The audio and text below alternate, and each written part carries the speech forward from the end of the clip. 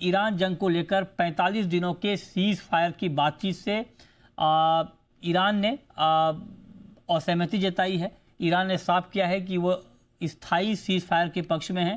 साथ ही ईरान ने यह भी साफ कर दिया कि अस्थायी सीज फायर के बदले हॉर्मुज स्ट्रेट नहीं खुलेगा।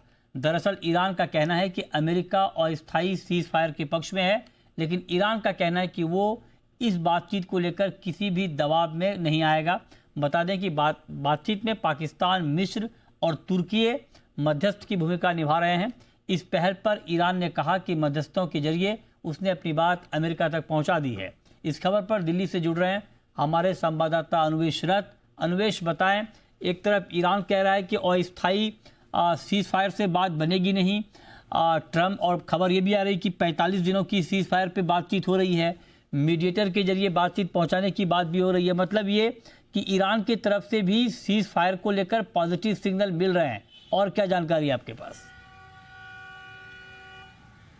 जी देखिए, ये युद्ध जो ईरान, यूएस और इजराइल के बीच में चल रहा है, ये लगभग 37 जी क्रूड की जो सप्लाई है वो एक तरीके से ठप पड़ी हुई है। लेकिन इसके बावजूद इजिप्ट, टर्की और पाकिस्तान मिलके मीडिएशन कर रहे हैं यूएस और ईरान के बीच में, जिसके चलते हुए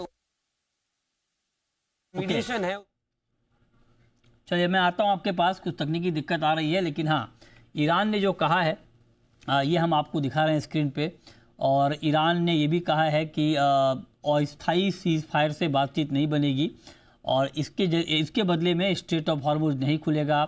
जो मध्यस्थता कर रहे हैं देश, उनके जरिए अपनी बात ईरान ने अमेरिका तक पहुंचाई है। आज रात 11:30 बजे ट्रंप की प्रेस कॉन्फ्रेंस है, उस पर दुनिया भर की नज़रें टिकी हुई हैं कि इस प्रेस कॉन्फ्रेंस में आखिर ट्रंप क्या बोलते हैं, क्योंकि ट्रंप के बयान को लेकर बहुत ज़्यादा चर्चा हो रही है कि उनकी तरफ से क्या बात सामने आएगी और उसका इम्पैक्ट फिर आपको दिखेगा। और अमेरिका ने भी कहा है कि अगर डील नहीं हुई तो हमले और तेज़ कर देंगे। और बहुत ही अपशब्दों का भी प्रयोग ट्रंप ने किया है ईरान के लिए।